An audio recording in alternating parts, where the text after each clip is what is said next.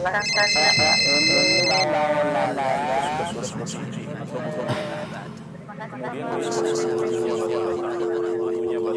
bismillah. Assalamualaikum warahmatullahi wabarakatuh. Alhamdulillah. Hamdan katsiran thayyiban mubarakan fi kamu yuhibbu rabbuna wa yarda. Pemirsa Fatwa TV, kembali kita bertemu kembali di live interaktif program tanya jawab atau program untuk bertanya bagi jamaah pemirsa yang menonton acara Fatwa TV dengan nama Live Interaktif Ekonomi Islam. Dan acara ini diasuh oleh Ustadz Dr. Erwandi Tarmizi Hafizahullah Ta'ala, dan posisi beliau juga di Jakarta, sekitar Jakarta. Dan alhamdulillah juga Ustadz sudah membersamai kita, dan kita akan bertanya banyak kepada beliau hari ini insyaallah. Kita sapa Ustadznya sekarang ya. Assalamualaikum warahmatullahi wabarakatuh Ustadz Erwandi. Ustadz, Assalamualaikum warahmatullahi wabarakatuh. bagaimana kabar antum Ustadz? Alhamdulillah baik. Tidak terdengar, anak aja nggak jalan-jalan batuk-batuk Ustadz. Antum yang capek malah nggak batuk, gimana ini? Masya Allah, barakallahu fikum Ustadz. Alhamdulillah. Allah barik. Amin. Ya, kami bersyukur kepada Allah, kemudian berterima kasih kepada antum yang sudah meluangkan waktu sibuknya, dipotong 1 jam untuk Fatwa TV. Nggak apa-apa Ustadz ya. Untuk jawab, dan Jumat sore lagi Ustadz ya. Insya Allah ya, waktu yang baik ya Ustadz untuk berbuat baik insyaallah. Barakallahu fikum Ustaz. Amin. Ustaz, kemudian gini Ustaz, di pertemuan kali ini pertemuan boleh dibilang setiap pertemuan yang kita bertemu ini Ustaz, ini sebuah pertemuan yang sifatnya apa namanya ya, ada peristiwa besar ya, dulu kita ketemu di COVID ya Ustaz ya, terus kemudian ada lagi bencana ya di Cianjur. Nah sekarang ada lagi Ustaz peristiwa yang besar yang menimpa di saudara kita di belahan Timur Tengah di sana Ustaz. Nah dari sisi ekonomi, dari sisi apa yang antum bisa sampaikan kepada, nasihat yang bisa antum sampaikan kepada kami, apa sih yang bisa kita perbuat Ustadz untuk saudara kita yang ada di sana? Apakah boikot semua produk-produk musuhnya? Bagaimana ini Ustadz? Mohon nasihatnya untuk kami agar kita bisa berlaku atau beramal tepat gitu Ustadz untuk saudara kita dengan keterbatasan yang kita miliki. Barakallahu fikum Ustadz, tafadhal. Ya. Alhamdulillah rabbil alamin wa bihi nasta'in wa nusalli wa nusallim wa nubarik ala nabiyyina Muhammadin wa alihi wa sahbihi ajma'in wa ba'du. Ikhwani wa akhawati fillah, seorang muslim dengan muslim yang lainnya dimanapun di belahan bumi Allah Azza wa Jalla ini, ia bagai satu satuan tubuh. Iza syiba bil huma, apabila dia terkena demam, maka seluruh anggota tubuhnya tidak bisa bergerak, akan meriang dan seterusnya. Itu seorang mukmin. Bila mukmin, walaupun di Timur Tengah jarak kita dengan mereka mungkin lebih 10.000 kilometer, ya, tetapi dia saudara kita. Kita dipersaudarakan dengan mereka dengan keimanan, dan persaudaraan ini Allah yang menetapkannya. Innamal mu'minuna ikhwah. Kaum muslimin itu, kaum beriman itu, mereka adalah bersaudara. Kalau Anda dengan kakak Anda, seayah seibu, itu yang persaudarakan Anda adalah ayah dan ibu Anda. Yang menamakan Anda saudara adalah kebiasaan manusia. Tapi ini yang menamakan mereka adalah saudara kita, kita adalah saudara mereka. Dari setiap orang beriman dimanapun di muka bumi ini adalah Rabbul Alamin, pencipta langit dan bumi dan pencipta manusia seluruhnya. Maka ketetapannya lah yang pasti bahwa kita adalah saudara mereka, mereka adalah saudara kita. Maka dimanapun di muka bumi Allah ini, saudara kita mendapatkan kesusahan, mendapatkan ketidakadilan, mereka dizalimi, diusir dari rumahnya, bahkan diperangi, bahkan ditembaki, atau bahkan dibom. Hancur. Ya. sampai sehancur-hancurnya. Gedung tempat tinggalnya hancur, kemudian tubuhnya juga sebagian ikut hancur, kemudian yang lain berlarian. Ya, maka kesusahan mereka adalah kesusahan kita. Seperti saudara Anda di belahan muka bumi yang lain, yang seibu dan sebapak mendapatkan kesusahan, apa yang akan Anda lakukan? Tentu semaksimal mungkin yang bisa Anda lakukan, Anda lakukan. Doa yang Nabi mengatakan, ad-du'a usilahul mu'min. Doa adalah senjatanya orang beriman. Sehingga para kaum salaf ketika mereka berperang, mereka bila melihat telunjuknya Muhammad al-Wasi', seorang sahabat, seorang ulama salaf yang dikenal dekat kepada Allah Azza wa Jal, bila dia mengangkat telunjuknya, mereka mengatakan, sungguh telunjuk itu lebih kami cintai daripada 1000 pedang yang tajam. Ya, doanya seorang beriman yang berharap kepada Allah itu lebih kuat daripada 1000 pedang yang tajam menghunus kepada musuh-musuh. Maka jangan pernah kita mengecilkan peran kita.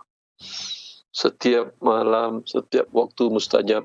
Sekarang waktu hari Jumat dan di akhir Jumat adalah waktu yang paling diharapkan doa-doa kita diterima.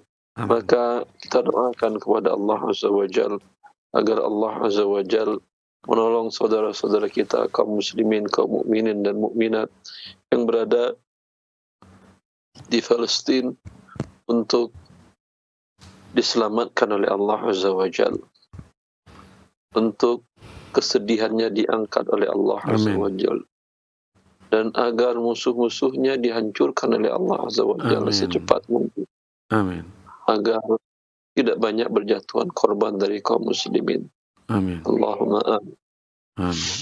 Kemudian bila kita memiliki harta, bisa kita membantu mereka dengan zakat.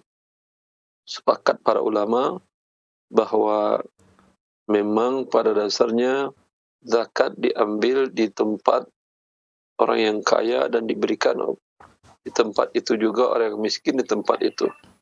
Tapi dalam kondisi tertentu, ketika ada kondisi perang atau pacaklik di suatu negeri, maka para ulama sepakat boleh zakat diberikan ke sana. Boleh zakat diprioritaskan ke sana. Dan alhamdulillah, Badan Amil Zakat Nasional Indonesia turut mendukung program ini. Mereka menerima zakat, menerima infak sedekah dari kaum muslimin di Indonesia untuk diserahkan kepada kaum muslimin di Palestina yang terzalimi. Kemudian bagi Anda yang memenuhi kebutuhan Anda, ya, karena perang ekonomi itu perang yang berat bagi sebagian orang. Iya, betul. Di masa Rasulullah Shallallahu Alaihi Wasallam saja, apalagi mereka pencinta dunia. Iya. Yahudi mereka pencinta dunia. Iya. Di masa Rasulullah SAW saja diriwayatkan oleh Bukhari bahwa ketika Thumamah bin Uthal memproklamirkan keislamannya dan dia ketua suku Bani Hanifiyah. Iya. Bani Hanifiyah itu di daerah timur Jazirah Arab, dekat dari kota Riyadh sekarang. Iya.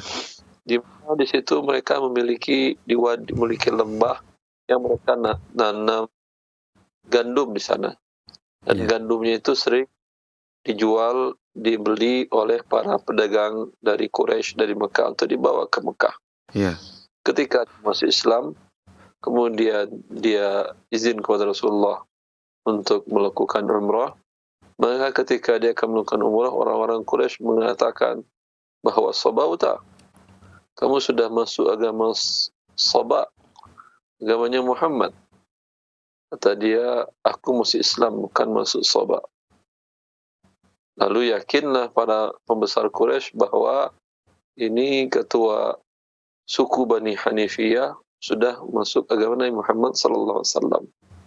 Lalu dia akan memproklamirkan, demi Allah, semenjak saat ini tidak satu butir gandum pun dari lembah Wadi Hanifiyah akan sampai ke kalian orang-orang musyrik Quraisy. Masya Allah, subhanallah. Kan? Nah, Iya, dalam kondisi itu mereka kemudian orang-orang Quraisy mencoba bertahan. Ternyata memang mereka tidak bisa bertahan bila tidak dapat pasokan pembelian gandum dari Wadi Hanifiyah. Karena jaraknya relatif dekat dibandingkan dengan Yaman dan dibandingkan dengan Syam, iya, Syria sekarang.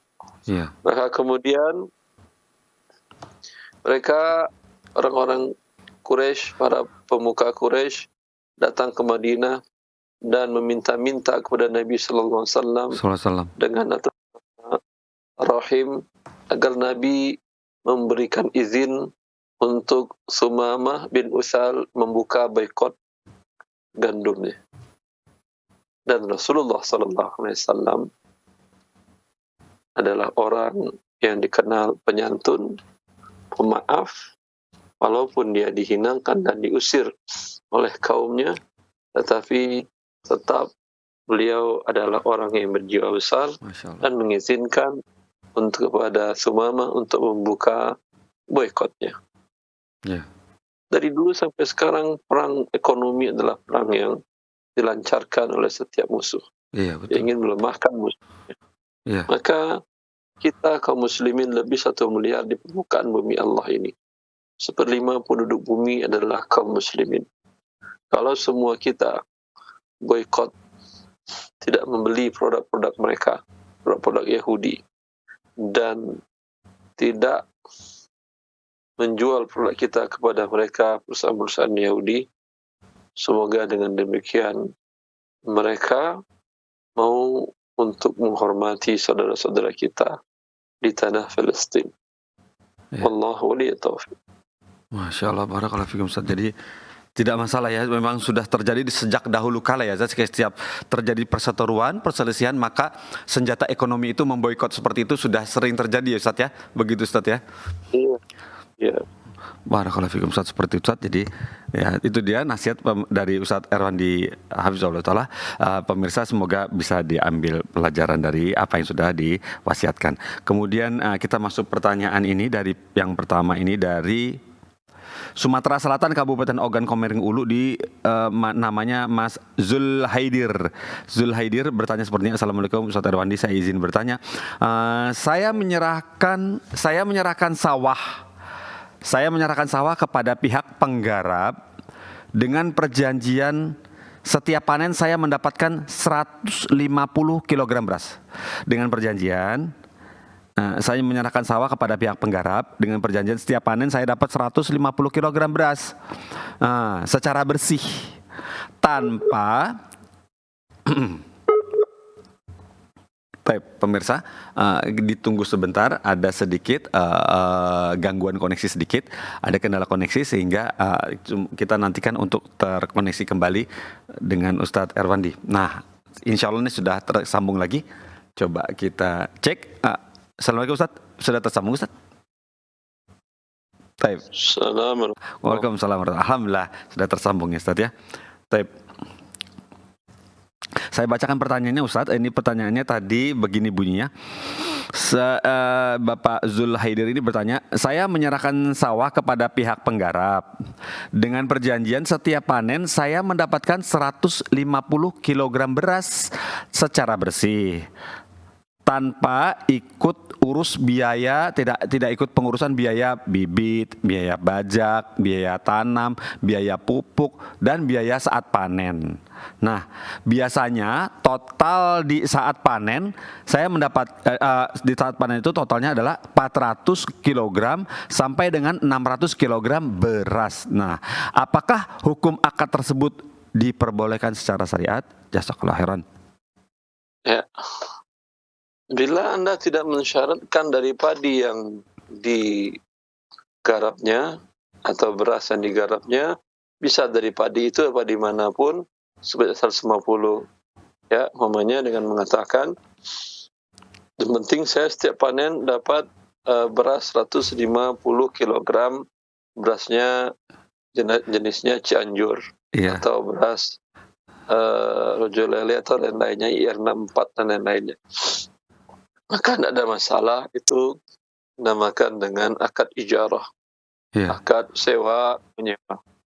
Iya. Tapi kalau Anda katakan 150 kilo dari yang ini, ya, dari yang sekarang digarap ini, maka banyak ulama mengatakan ini tidak boleh karena ini gharar. Iya, nggak jelas. Kemungkinan dia berhasilnya 0. Nah lo. Nah, Iya. mana nggak mau dibayar? Itu nggak bisa bayar dia, karena Anda mensyarat dengan padi beras dari yang ini, dia 0 hasilnya. Nah lo. Ya. Ya. Karena dia sewa, dia memang wajib membayarkan, tapi dia nggak bisa bayar karena Anda syaratkan dari hasil dari sawah yang ini. Maka itu dilarang karena akan menimbulkan unsur gharar. Iya. Tapi kalau ada spek dengan padi IR64, walaupun padi yang ditanamnya IR64 tidak bisa dipanen, dia bisa beli dari tempat lain. Si penggarap tersebut. Iya, penggarap tadi beli tempat lain. Oh gitu ya. Ya. Bentuk gorornya itu dari jumlah 150 kilogramnya atau dari mananya Ustadz? Bentuk gorornya karena dia tunjuk saya sewanya, upahnya dari ini, sawah yang ini. Iya, sawahnya saya ini, ya. Gagal panen tentu nggak bisa dia bayar. Iya betul, apalagi kena badai misalnya menjelang panen 2 hari, terus kena badai misalnya. Ya, lain banyak hal lah. Ya, ketika dia nggak bisa panen tentu dia nggak bisa bayar. Nggak bisa bayar. Masa tuh nggak bisa bayar, nggak bisa beli beras IR64 juga. Berarti gimana Ustadz? Kalau sewa, iya seperti itu. Oh iya ya, sewa ya. Sewa ya. Nyewa ruko saya, mau penghasilan Anda 1 triliun per bulan, mau tidak ada yang laku tetap bayar rukonya, umpamanya 2 juta sebulan. Iya. Tapi di sini bukan sewa kalimatnya. Saya menyerahkan sawah kepada pihak penggarap. Nah, menyerahkan Ustadz, gimana itu kalimatnya? Menyerahkan dan minta imbalan. Iya. Sewa. Lain lagi. Bagaimana dengan prosentase Ustadz? Kalau prosentase bagaimana? Kalau sewa dengan prosentase, sebagian para ulama itu yang saya katakan tadi, mengatakan ini tidak boleh. Karena sewa tadi, dia tetap harus dibayar apapun yang terjadi. Kalau dia bagi hasil, ya tergantung. Oh ya. Hasilnya 0, maka ya sama-sama 0. Tidak boleh dengan 150 kilo kalau bagi hasil. Iya. Tidak boleh dengan persentase. Iya. Berapa dapat? Iya. Sewa ini ya. Menyerahkan sawah tapi minta imbalan. Iya, sewa. Tayyib Ustaz, paham. Jadi begitu ya Ustaz. Nah, yang bertanya semoga bisa, ini insya Allah kami kirim secara japri ya, jalur pribadi ke WhatsApp Bapak Zulhaidir ya. Semoga segera. Jazakallah Ustaz atas solusinya. Kemudian pertanyaan berikut datang dari, nah ini agak beda Ustaz pertanyaannya Ustaz, tapi mintanya sama antum yang dijawabnya. Ini agak ada usul fikihnya Ustaz. Dari Eva Ratnasari. Izin sebentar. Iya, Taib. Pemirsa, kita nantikan sebentar. Ustadz izin sebentar mengisi videonya. Terjeda sesaat. Semoga bisa segera tersambung kembali. Alhamdulillah barakallahu fikum, dan Ustadz juga tergabung kembali. Coba kita sapa. Assalamualaikum Ustadz. Ahlan Ustadz. Tersambung Ustadz. Waalaikumsalam Alhamdulillah, warahmatullah. barakallahu fiik. Ini pertanyaan agak sedikit berbeda dari Ibu Eva Ratnasari. Ibu Eva Ratnasari begini bunyinya di Jawa Timur, Kabupaten Lumajang. Begini. Assalamualaikum Ustaz Wandi, izin bertanya. Mohon penjelasannya penjelasan hukumnya steril pada kucing jantan Ustadz. Jazakallah khairan.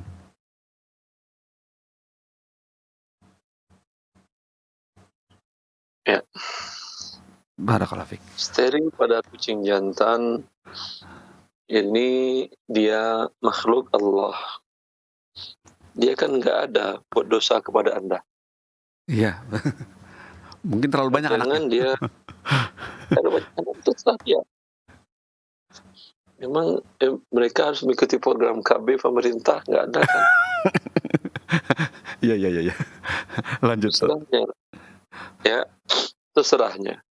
Dan jangan dipikir kalau Anda lakukan itu pertama, itu biayanya tentu tidak sedikit. Iya. Biaya yang besar untuk steril tadi, kalau Anda sumbangkan untuk fakir miskin, itu adalah jauh lebih baik daripada ngurusin kucing untuk steril. Iya, Ustaz.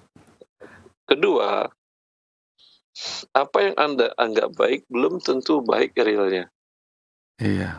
Karena kehidupan dibuat Allah sangat sempurna.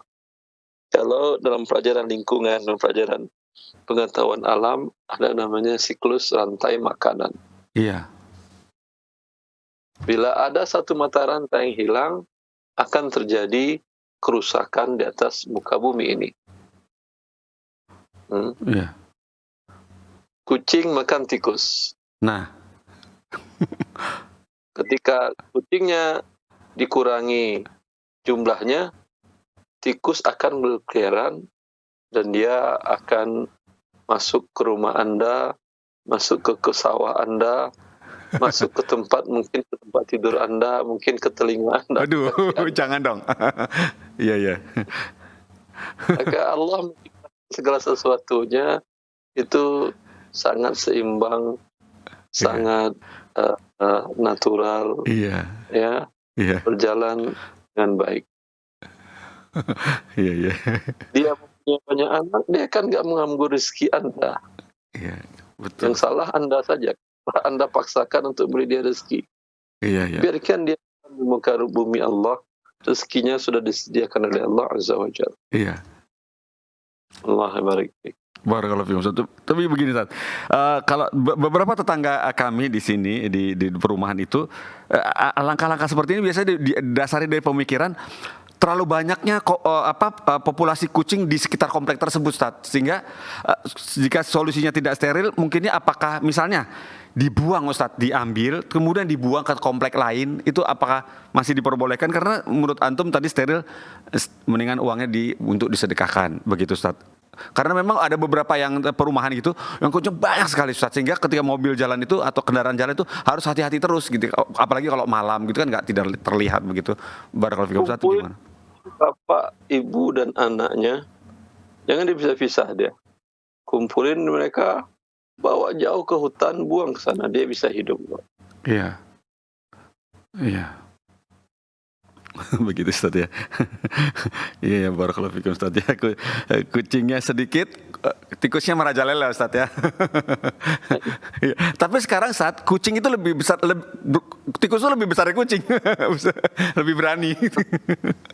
Maling lebih berani daripada polisi sekarang. Berani maling. Tapi itu beda. Tikusnya beda Ustaz, bukan di komplek, itu di tempat yang lain. Itu kucing, kalau kucing yang ada di rumah orang tua saya di Pekanbaru itu naik ke atap ngejar tikus, tahu-tahu di giginya udah dapat tikus gede, tikus kecil. Masya Allah. Kalau di sini saya tinggal, iya, kucing dan tikus, kucingnya lari tangan, hormat dia. Tikusnya lebih sehat. Karena kucingnya tidak terdidik untuk sebagai kucing pengejar tikus. Iya, dikasih makan kalau enak. Kucing nalurinya dia makan tikus. Iya. Tapi ketika dikasih makanan yang enak, dia lupa makanan aslinya. Iya. Betul Ustadz. Nah ini jadi memang sudah menjadi fenomena Ustadz ini ketika misalnya di stasiun, di terminal, di tempat-tempat umum gitu, beberapa orang tua itu sengaja bawa makanan kucing, kasih kucing di jalan dengan makanannya gitu ya. Jadi lupa sama makanan aslinya tuh kucing deh tuh. Barakallahu fikum Ustadz. Kemudian kita lanjut ke pertanyaan berikut dari Nanang Triyono, Bapak Nanang Triyono di Sidoarjo, Jawa Timur, begini bunyinya. Assalamualaikum Ustadz Erwandi. Izin bertanya Ustadz, bolehkah berjualan di marketplace saya, tapi saya tidak pernah merubah jumlah update stok, tidak pernah merubah data update stok. Jadi stok saya tetap banyak, walaupun saya sedang tipis stoknya. Apakah boleh seperti itu? Jazakallahu khairan. Ya, ini berarti orang melihat stok Anda banyak. Iya. Ternyata tidak segitu. Iya, ternyata nggak segitu. Kan ini bagian dari menipu calon konsumen Anda. Ini bagian tidak boleh. Kalau enggak, jangan Anda tulis stok Anda di sana kalau Anda umpamanya tidak punya waktu untuk merubah setiap saat kondisi real stok Anda. Yang tutup bagian stoknya dikunci, nggak perlu dibuka. Ya. Allahu a'lam. Masya Allah, ya. Jangan ditulis angka stoknya saat ya kalau memang malas mengupdate atau tidak sempat waktu. Iya, barakallahu fikum. Ya. Barakallahu fikum Ustaz. Kemudian pertanyaan berikut datang dari Ibu Maya di Kalimantan Barat, Kota Pontianak, Indonesia. Begini bunyinya. Assalamualaikum Ustadz, izin bertanya. Saya seorang agen sebuah produk minuman. Keuntungan saya sebagai agen adalah 30%. Apabila saya bisa merekrut pembeli menjadi agen, maka saya tidak mendapatkan keuntungan lagi dari belanjaan agen tersebut. Nah, tetapi saya mendapatkan fee dari belanjaan agen tersebut sebesar 5% dari distributor sebagai jasa saya bisa merekrut pembeli dari agen tersebut. Kemudian bagaimana hukumnya uang fee yang saya terima dari distributor tersebut? Apakah ini diperbolehkan? Boleh, tidak ada masalah. Alhamdulillah. Begitu saya. Cuma jadi mengecil, Ustaz. Jadi kan mau. Oh iya. Ya, barakallahu fikum Ustaz, seperti saya. Baik. Tidak mau ngapain dia tanyain? Ya. Bagaimana Ustaz? Dia bertanya kan karena mau melakukan itu. Iya, begitu Ustaz ya. 5% tapi tidak ada resiko gagal jual, tidak ada resiko barang rusak. Iya benar ya, resiko ya, hilang resiko ya Ustaz ya. Masya Allah, barakallahu fikum Ustaz, seperti itu ya. Alhamdulillah seperti itu, barakallahu fikum Ustaz. Ya. Untuk orang yang hitung orientasinya angka terus ini Ustaz ya, ternyata ada satu hal lagi yang mestinya resiko ya, tenaga, ongkos produksi ya, listrik ya, Masya Allah. Barakallahu fikum Ustaz. Kemudian ini pertanyaan berikut datang dari Zulfi di Indramayu, Jawa Barat. Begini bunyinya. Assalamualaikum Ustaz Erwandi. Asfan Ustaz, izin bertanya, di kampung saya sebagian masyarakatnya biasa mengumpulkan uang untuk diberikan kepada anak yatim setiap 1 tahun sekali. Misalnya pada akhir Ramadan. Tetapi uangnya itu dibelikan dalam bentuk beras. 1 anak 1 karung beras. Lantas bagaimana hukumnya keluarga yang memakan beras tersebut, Ustadz? Tanda tanya. Yang 1 keluarga tersebut tidak hanya terdiri dari saudara kandung saja. Bagaimana maksud hadis yang melarang kita memakan harta anak yatim, Ustadz? Jazakallahu khairan. Iya, jadi Bapak atau Ibu Zulfi ini bertanya di Jawa Barat, di Indramayu, di kampungnya sebagian masyarakat biasa mengumpulkan uang untuk diberikan kepada anak yatim. Anak yatim pada setiap 1 tahun sekali, misalnya akhir Ramadan, tetapi uangnya diberikan dalam bentuk beras. 1 anak 1 karung, 1 anak yatim 1 karung beras. Lantas bagaimana hukumnya keluarga yang memakan beras tersebut? Jadi beras itu untuk anak yatim, tetapi ada keluarga yang ikut memakan beras tersebut, sementara beras itu tersebut untuk anak yatim. Nah, hukumnya memakan beras anak yatim tersebut. Begitu yang pertanyaan, seperti insya Allah seperti itu. Ya. Bila anak yatim ini tinggal di keluarga besarnya, dan dia pun sering makan dari keluarga besarnya, tidak ada masalah. Oh, masalah. Berarti yang dimakan oleh keluarganya tadi imbalan dari yatim makan dari beras mereka.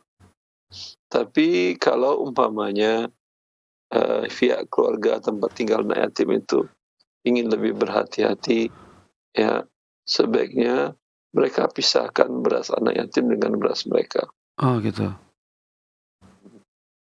Iya, Ustaz. Begitu, Ustaz, ya. Barakallahu fikum, Ustaz. Seperti itu. Amannya dipisahkan ya, Ustaz, ya, berasnya ya. Untuk kehati-hatiannya. Ya. Barakallahu fikum, Ustaz. Seperti itu. Kemudian pertanyaan berikut datang dari Zulfikar di Jakarta Utara. Begini bunyinya. Assalamualaikum Ustaz Erwandi. Ustaz izin bertanya. Saya mau bertanya khusus untuk Ustaz Erwandi katanya. Assalamualaikum Ustaz. Ustaz, bapak saya, Ustaz, bapak Ana sekarang sedang sakit kanker. Mohon doanya agar diberikan kesembuhan dan diangkat penyakitnya.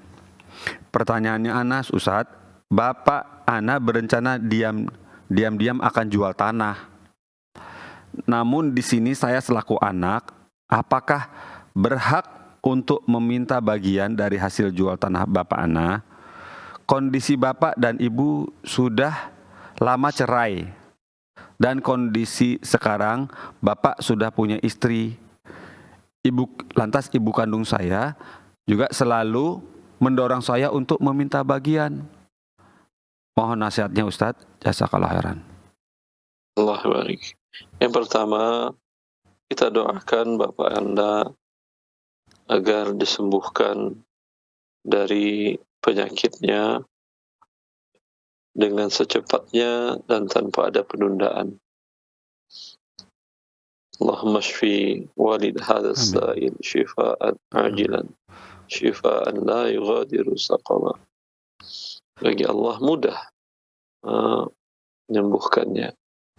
Kemudian adapun keinginan orang tua Anda tadi, bapak Anda tadi ingin menjual tanahnya atau rumahnya untuk kepentingan biaya pengobatan dan lain-lain, itu haknya dia. Iya. Bolehkah Anda minta? Jawabannya, kalau Anda berkecukupan hidup, cukup, artinya tidak ada hutang. Yeah. Dan pendapatan selama ini, walaupun tidak ada tabungan besar, tidak ada kewajiban zakat, tapi tidak ada kekurangan dari biaya hidup, maka tidak boleh Anda minta-minta, walaupun kepada ayah Anda. Oh, iya. Wallahu a'lam. Masya Allah, barakallahu fikum Ustaz. Seperti itu ya. Jadi sebaik jika memiliki harta yang cukup, tidak punya urgen untuk harus bayar hutang atau bagaimana, sebaiknya tidak usah minta kepada Bapak Ustaz ya. Semoga bisa siapa Zulfikar yang bertanya ini bisa memberikan pengertian kepada ibu kandung Bapak Zulfikar. Kemudian pertanyaan berikut dari Yusron Asrofi, ini pertanyaan terakhir insya Allah, di Brebes, Jawa Tengah. Bismillah Ustadz Erwandi, ibu saya mempunyai tabungan yang ditanamkan di koperasi. Ibu saya punya tabungan yang ditanamkan di koperasi. Tujuannya beliau jika ada tetangga yang sedang kesusahan atau butuh pinjaman, langsung diarahkan untuk meminjam ke koperasi tersebut atas nama ibu saya. Koperasi mengambil bunga kurang lebih 1%, tetapi ibu saya tidak memanfaatkan dari bunga tersebut.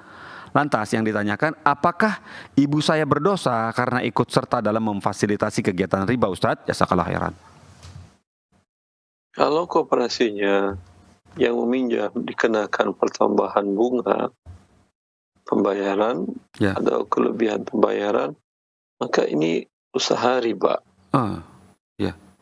Maka wajib bagi kaum muslimin dan ibu Anda untuk keluar dari kegiatan riba tersebut, karena ini mengundang azab Allah Azza wa Jalla.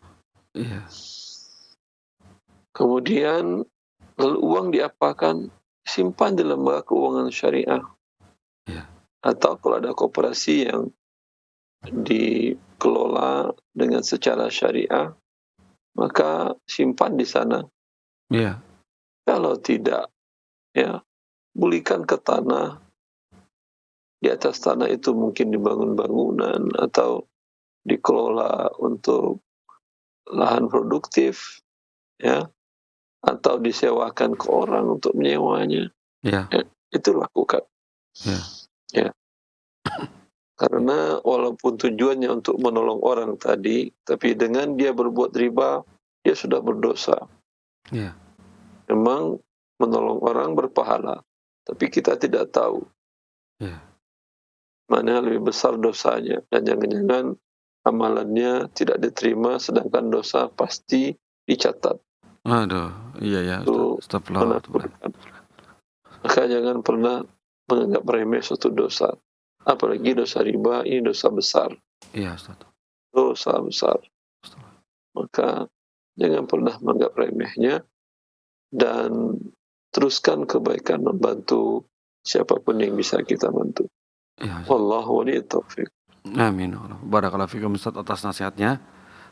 Intinya solusi dari Ustadz untuk Bapak Yusron Asrofi adalah mencari tempat usaha lain atau tempat coverage yang ditangani dikelola secara syariah. Barakallahu fikum Ustadz. Atasannya alhamdulillah Ustadz, dengan nasihat antum kepada Bapak Yusron Asrofi tadi mentuntaskan acara kita di sore hari ini.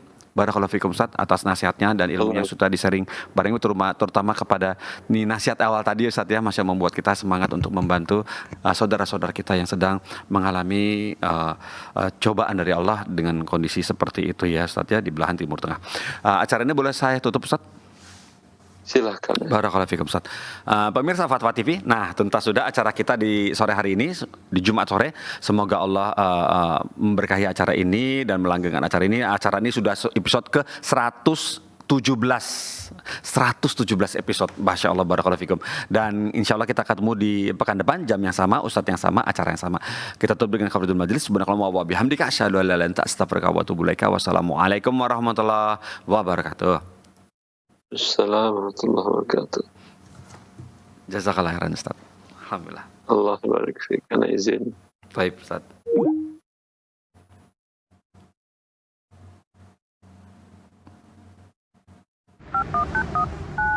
Ya Allah. Terus bagaimana hubungan dengan anak saya yang sekolah di pesantren?